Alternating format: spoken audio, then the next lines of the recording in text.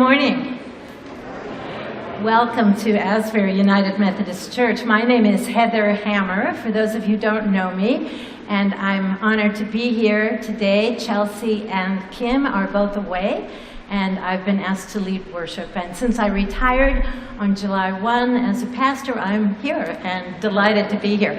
Thank you for being here. It's hot, but you have a fan. And there's water in the narthex. Feel free to get up and get a drink from the drinking fountain or get another bottle of water, whatever you need. I know it's going to be one of the warmest times you'll ever be in church. I'm wearing today a very special stole. It's the stole that Asbury gave me when I went into ministry. And Lorraine is here. I believe she made it, and you all signed it. If you forget that you did, you can come look at it after worship. And some of the signatures are people who've passed away, which is especially meaningful to know that they are here in the hearts of this church and that I wear them with pride and with love. The day today has been marked a day of prayer for the people of Texas. We join the people of Texas and the people around the country in prayer today for the devastation of the flooding in Texas and Louisiana.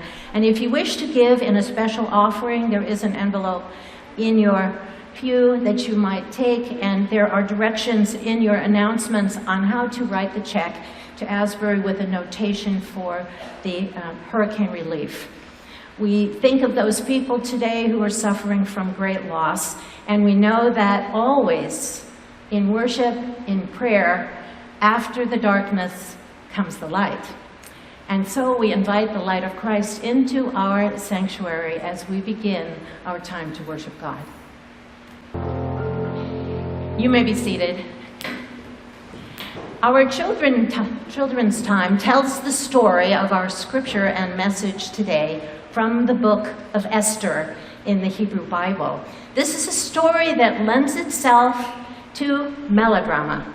And so Jean Brown and her helpers will come forward now, and all the children to hear and participate in the story, and I hope that the whole congregation will participate too.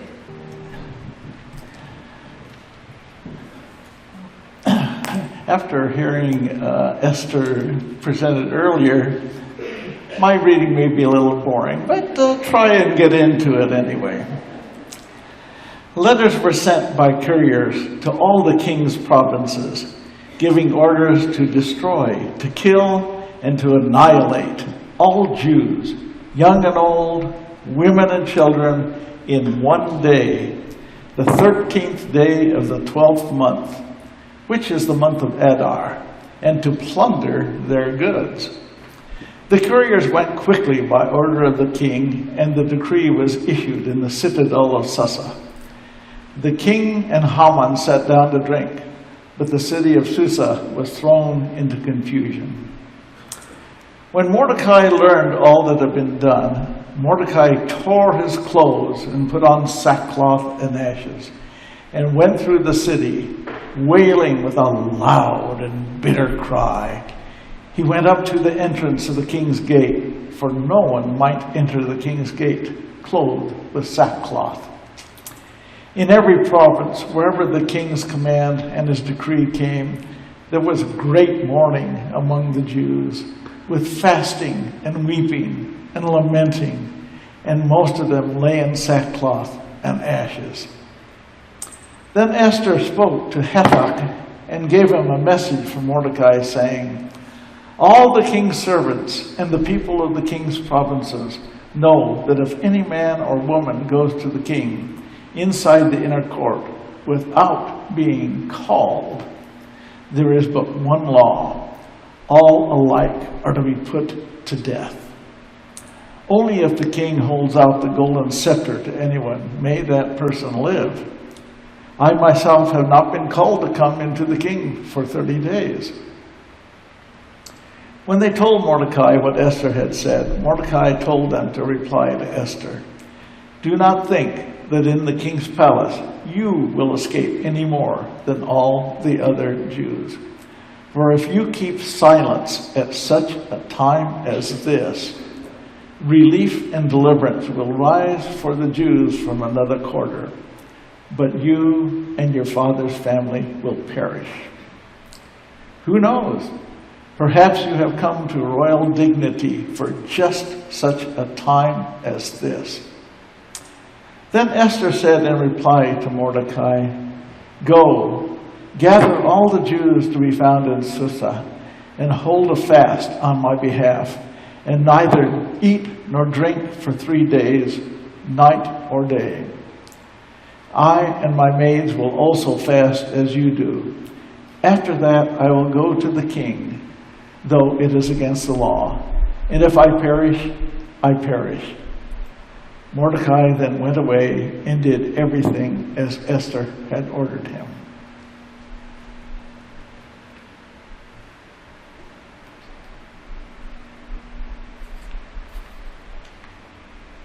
I invite you to pray with me. May the words of my mouth and the meditations of our hearts be acceptable in your sight, O God, for you are our rock and our refuge. Amen. There are many call stories in the Bible, stories where God calls someone to something greater in life. You might think about Moses at the burning bush and his call from God, or you might think of Mary, the mother of Jesus, and her receiving the call that she would receive a holy child. Neither one of these felt ready for the call. They were afraid, but God said, "Do not be afraid." And God was with them every step of the way. Esther's call is interesting. I'd like to contrast Mordecai with Esther today, and maybe we can see ourselves in one of these characters. It's quite a story, rather melodramatic, don't you think? And, you know, we have all these characters, a heroine and a wise man, a king and an evil villain. It's really a story more than it is history. Mordecai, the wise man, is a person of principle. His whole life prepared him to follow God. He didn't really need a specific call. God had always been his ultimate authority. Mordecai was a person who automatically felt compassion. He took Esther in, his cousin, when she was orphaned as a child. Of course, because he was a person of compassion. And he reported an evil scheme that was going to kill the king because he knew that killing was wrong. He had that ethical sense about him right away to report something like that. And he felt great sadness for his people, the Jews, when he learned that Haman had ordered them all to be killed. Mordecai wept. He mourned. His life stopped. He was openly in grief. He shared the pain of those who suffered. He didn't need to be asked to follow God. He knew clearly who God was in his life, a steady rock, a moral compass, and a refuge in a time of pain and peril. Esther, on the other hand, our heroine, was leading a life of privilege in the palace. Her beauty and her position may have even made her feel entitled to prestige and favor. She may have been living in luxury obliviously until Mordecai brought to her attention the suffering of her people. At such a time as this, he said, Esther was positioned and called by God to stand up for justice and defend her people. She was called to serve. When she learned that the Jewish people would be slaughtered, she did mourn. She mourned and she fasted. She became sensitized like she had never been before. And then the corporate pain of her people moved her to action. God used her mourning to call her to faithfulness and to service. It wasn't until she felt the pain and grieved the potential loss of her people that her life came to a dramatic turning point. Some of us are called all throughout our lives. Like Mordecai, we're in the habit of righteous living, which I'd like to define as living for others. Many of us do that all the time. And some of us experience a call at a very specific time of life, when somehow God breaks through our defenses, when perhaps we are especially vulnerable, and perhaps in time of personal need. That's what happened in my life. Pastor Kim asked me to speak today about my call to ministry, which is really one of Asbury's stories. My husband Jim and I and 4-year-old Eric moved to Livermore in 1979. We attended Asbury right away on the first Sunday, and we were greeted warmly and drawn into active ministry where our gifts were appreciated and where people loved us and cared for us. We had 2 more children, Sep and Leslie, who are now 36 and 32. Eric, though, died on September 10th, 2001, by suicide. He was 26, and he had suffered from mental illness, probably paranoid schizophrenia. He had been a teacher briefly, and then he had moved home because he was unable to concentrate, for he had disorganized thinking.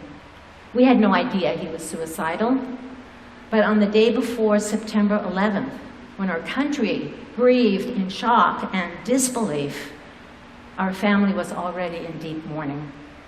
And that week, this church also grieved our loss. Many of you were here for a memorial service when the choir sang Dona Nobis Pacem, and Reverend Carl Thomas told the story of Eric's life of 26 years. As we celebrate 150 years of the history of Asbury, our family gives thanks to God for the amazing grace that we have experienced through this church. Meals, flowers, cookies on our doorsteps for months. One of you helped me through open house at Livermore High School where I was teaching. Another one of you washed all of Eric's laundry. We were remembered every time we turned around in prayer, and for All Saints' Day and Mother's Day and Eric's birthday. You held us up. Thank you. Thank you all. It has been 16 years, and the anniversary is no longer as painful as it was because our lives have moved on by the grace of God. That first fall was like a fog. My ritual was to go to the library every week. It was the old library then, and I would go in and get some books, always during that period on topics like mental illness and suicide and grief, heavy topics. And my pile of books was heavy. It was a time of colorless fog, and I felt like I was on some kind of automated treadmill that just was pushing me forward through the days and weeks. Until I think it was February, when I was on my way to the library and I'd parked the car and I was walking in, I noticed that the grass was green. I hadn't seen any color since September, and now, look, the grass was green there by the library. And I got my pile of books and went home and read through a chapter of one of the books sitting on the sofa in our family room. It was a chapter about a chaplain at a hospital helping a family deal after the loss of a child. The sun shone through the window onto my book, and I paused for a moment, and it was like the sun had come out from behind a cloud And a thought came to me just suddenly. I could be a chaplain. I could be someone who goes to seminary. I could become a minister. Well, I finished that year at Livermore High School and decided to teach one more year. I wanted to put away my lesson plans for the next teacher, and I had a lot of grieving to do.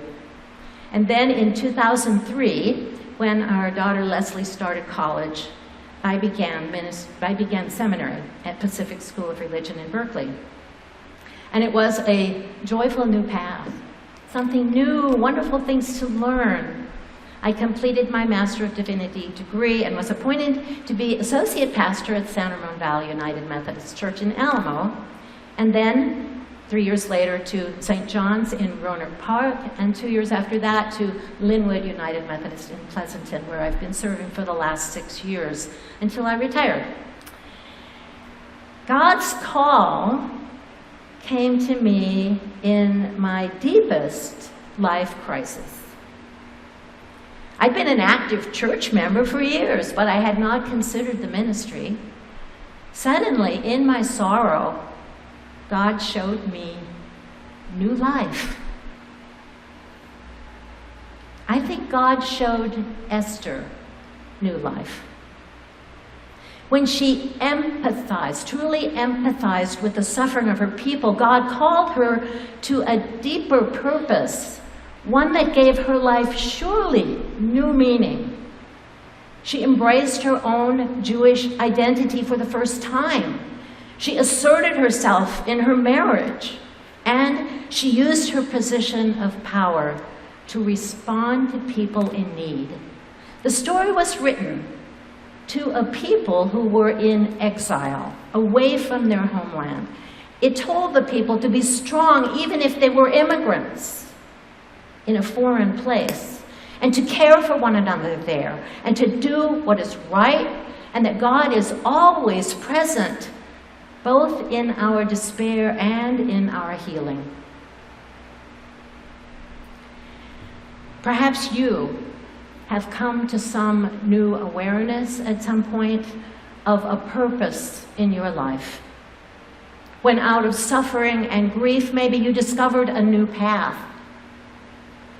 Or perhaps now you feel alone and afraid. Maybe you are yet to discover some new direction that your life needs to take. It could be a direction out of addiction or hopelessness or loneliness or boredom. A call could come at a time of transition, like retirement or relocation or divorce or job change, or becoming a parent, or losing a family member. It could come at a time of societal unrest, too. And you might be the person positioned for such a time as this, to be a healer in the world.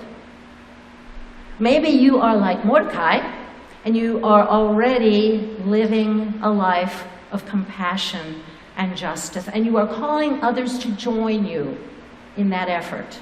Or maybe you are like Esther, waiting for an awakening to God's Spirit in your own life. My prayer for all of us is that in the darkness we will see the light, and that after the night, God will lift us up on wings of the dawn, and then our mourning will turn to dancing. Amen.